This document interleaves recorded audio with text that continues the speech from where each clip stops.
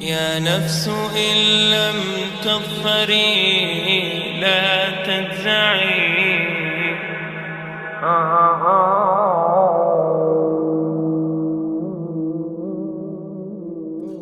All the praise is for Allah, who is the author of all existence and the most generous to his creation, while he is also the all-compelling. He is the only one worthy of our worship, having no partners, no associates, no sons, no daughters, no one whom he must consult, and no one or anything which has any comparison with him. All the praise is for Allah, who is the King of all who claim sovereignty, the only one who has the right to legislate for his creatures.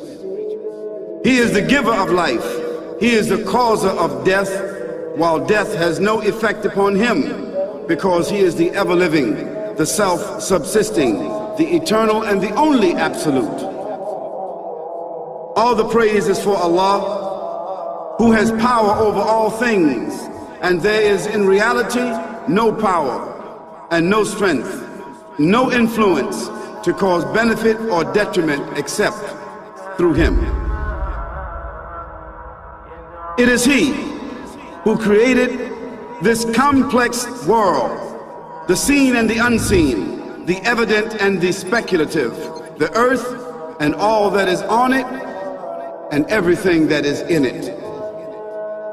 It is he who sent his messengers and prophets, alayhimus salam, with the common message of strict monotheism, which simply means that there's absolutely no one worthy of worship, no one worthy of our obedience except the Almighty, the One, the Absolute, and who has no partners.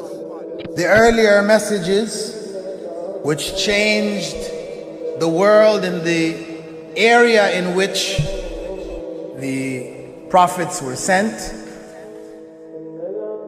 those messages we know have changed. And even the prophets who brought them, their names are now lost. We just know in general because Allah told us in the Quran, وَلَقَدْ بَعَثْنَا فِي كُلِّ أُمَّةٍ رَسُولًا أَنْ يَعْبُدُوا اللَّهَ وَاجْتَنِبُوا الطَّاغُوتَ. I've sent to every nation a messenger, calling people to worship Allah alone and to avoid the worship of false gods.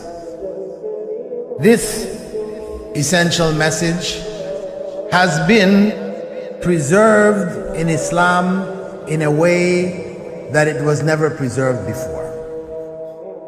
Not because the message was different, because it was the same message, but because of the fact that there would be no other prophets who would come after Muhammad sallallahu alaihi wasallam. So therefore that message now had to be protected.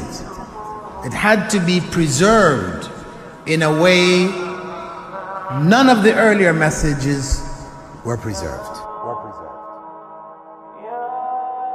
I will relate this. What you say you have come to know 40 years back, and what you call the Big Bang is already mentioned in the book which I read, the glorious Quran. It's mentioned 1400 years ago in Surah Anbiya, chapter number 21, verse number 30, which says, Avalam yaral lazina kafaru. Do not the unbelievers see anna samawati wal arda kanat ratkan fataqnahuma, that the heaven and the earth were joined together and we clove them asunder. What you're talking about, the Big Bang, I try to imagine compressing a spring. I push it closer and closer and closer together, so it's smaller and smaller and smaller. And I've stored a tremendous amount of energy in that spring. And when I let it go, it bursts out, it bursts out, it bursts out. The creation of the universe, which you came to know 40 years back, is already mentioned in this book, the glorious Quran, 1400 years ago. Who could have mentioned that in the Quran? So the atheist will say, maybe someone wrote, maybe it's a fluke, maybe it's a guesswork. A human being, regardless of who they are, or where they are, or what they do, will have this curiosity. They'll want to know, why am I here? How did I get here? And do I have a purpose? And if so, what is it?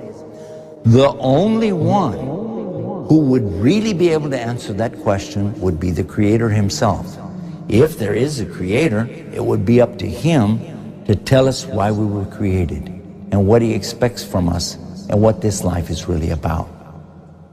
Allah has shown the people from the time of Adam until right now, has shown the people what He wants from them. And it's a very simple thing, and that is that worship be for Him alone without any partners. In fact, we know this life to be a test from Almighty God. That's why we're born, and that's why we die, because there has to be a beginning and an end for us to be tested on.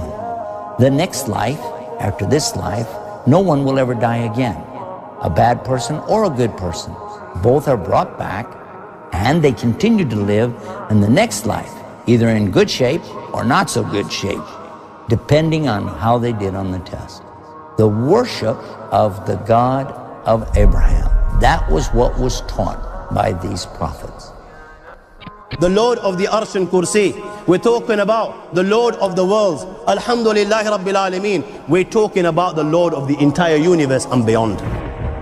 The entire universe and beyond. You know, we live in this dunya and we are fascinated with this dunya which Allah subhanahu wa ta'ala indeed has created in a beautiful manner. We're fascinated. There are over billions of people which live on this dunya at this moment in time. Over 6 billion people that live on the dunya at this moment in time. This dunya of Allah subhanahu wa ta'ala is so big that there is space in this dunya for billions and billions and billions or more people. But what is this dunya in comparison to what Allah subhanahu wa ta'ala has created out there? This dunya is insignificant. This dunya is meaningless to Allah. It means nothing. It is worthless. So worthless, compare it with the sun. The sun is one star. You know more science than me. You'll be able to tell me better. Take this planet Earth and you place it inside the sun, and you will be able to place 1.3 million Earths in the sun. 1.3 million Earths in the sun. Allahu Akbar. Allah is the greatest. The sun is one star. One star.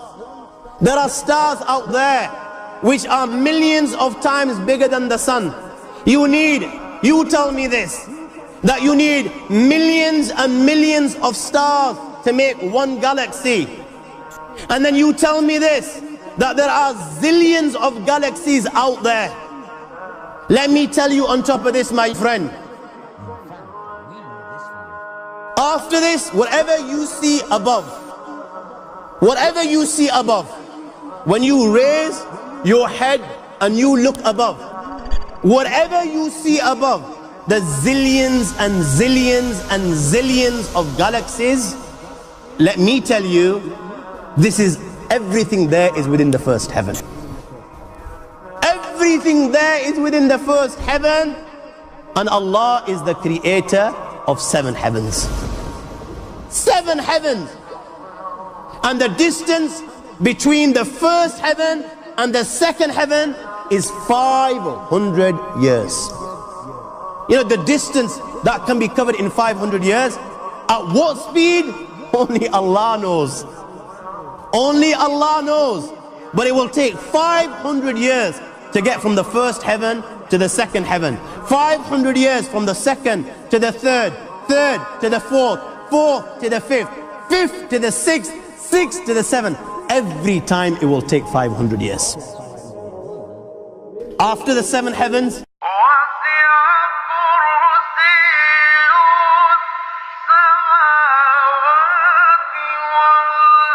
وَسِعَ كُرْسِيُّهُ السَّمَاوَاتِ وَالْأَرْضِ. You all read the Ayatul Kursi. You all know the Ayatul Kursi. After this you have the Kursi of Allah. You have the chair of Allah subhanahu wa ta'ala. You know these 7 heavens that we've just talked about, in comparison to the Kursi of Allah, they're non-existent. They're meaningless. Rasulullah sallallahu alaihi wasallam has given an example in a hadith just to give us a little bit of understanding with regards to the 7 heavens in comparison to the Kursi of Allah. Take a ring from your finger, take it off, the small ring that you have, and place it, let's say, in a desert, the Sahara Desert. It's the biggest desert in the world. You know that ring that we take off from our fingers and place it in the Sahara Desert? What comparison is in between the ring and the Sahara Desert? Nothing. Nothing. The 7 heavens is the ring, and the Kursi of Allah is the Sahara Desert. After the Kursi of Allah, you have the Arsh of Allah. وَكَانَ أَرْشُهُ عَلَى الْمَاءِ. You have the Arsh of Allah. Again, Rasulullah has explained, so just so that we can understand. Take the ring, place it in the desert. This time, the ring is the Kursi and the Arsh is the desert. What is the Kursi in comparison to the Arsh of Allah? Nothing. Then you have angels which carry the Arsh of Allah. Their heads are in the 7th heaven and their feet are in the lowest earth. My friends, then you have the Lord of the Arsh and Kursi.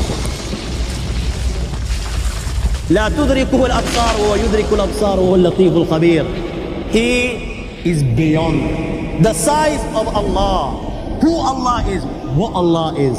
The greatness of Allah is beyond the comprehension of my little mind. This is the being that you and I are messing with.